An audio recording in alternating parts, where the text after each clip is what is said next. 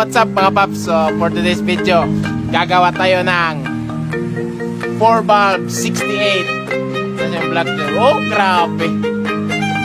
XRM 350cc Matic. Let's go! So, ito po yung crankshaft natin. Oh. Plus 10 yan. Napakalaki yan. Oh. Grabe. Kasing laki ng mukha ko, guys. So, let's go ah! So guys, kinukunan natin konti yung oil pump kasi nag-build up tayo para masalpak yung oil pump dito. So guys, need nating i-modify yung ano dito, oil pump kasi ayaw itong masalpak yan dito. Ayaw yung may ano yan. Tapos ayaw umikot. So dapat kunin natin to siya dyan. Tapos dyan, play lang natin yung konti. Tapos okay na yan. So continue tayo mga paps, kukunan natin ito yan para masalpak yung oil pump natin. So yan mga paps, okay na, maikot na natin to. Salpak na siya dyan. You can see that right there. May ikot na siya. So ayan, play na siya dyan. And modify na natin tong bypass nya. Reline natin ito para mas malakas yung buga niya dito. Meron tayong konting customization dito para sa oil pump na manyan dyan pupunta dito, malakas yung pressure. Sige. So natapos na natin mag-modify ng super flow oil pump mga paps. So sasalpak na natin tong crankshaft dito. Yan, blow torch ko muna para ano po yung ano guys, magamit tayo ng Pito bearing. Ito yung ano niya, pressure niya.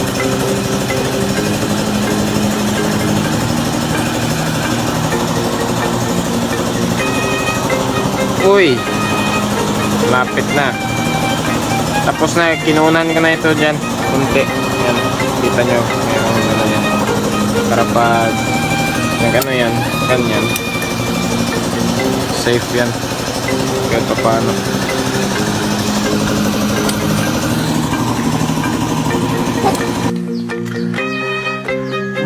Bayloy! Naglinis na si Bayluloy. Ay, salpak na siya dito. Delicats ito, look. Tignan nyo. Patay. Delikado. Pag sumabog, ganyan talaga yan, oh. Bang. Pero hindi ito sasabog, promise.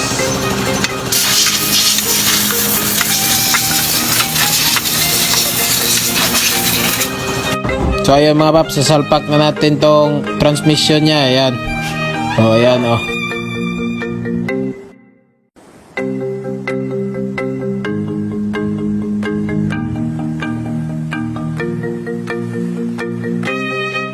So ayun mga paps, nasalpak na natin yung piston. Yun. So let's continue. Let's build the 250cc. Alalalalalalala.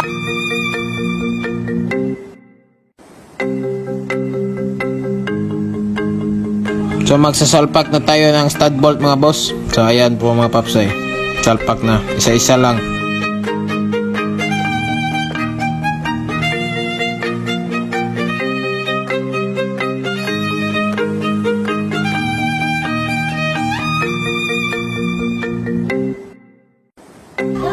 So ayan na po mga paps ay. Symbol na. So ito na lang. Lighten na lang ito. Salpak na natin doon. Yun.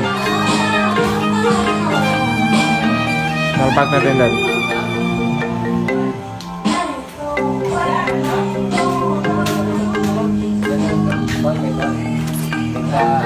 Gamit ang boss eh. Hindi mo naman ito ulit mo. Gamit niya eh. Hindi ka matawag sa akin.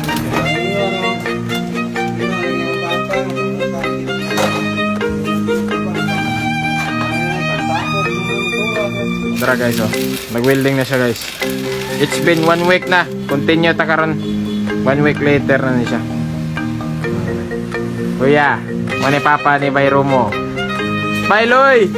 Uy! Takta! Snack. Guys, oh, rider ako guys, oh. Jimson. Rider X Wilder. Mo na agi sa tisda guys, oh. Ibang ka nagi ha. Grabe, believe ba naman tayo. So guys, mo na ang atong primary guys. 600 grams. And 600 grams flywheels. Same sila, 600 grams para motor show. Para malakas talaga yung tunog niya. Ayan.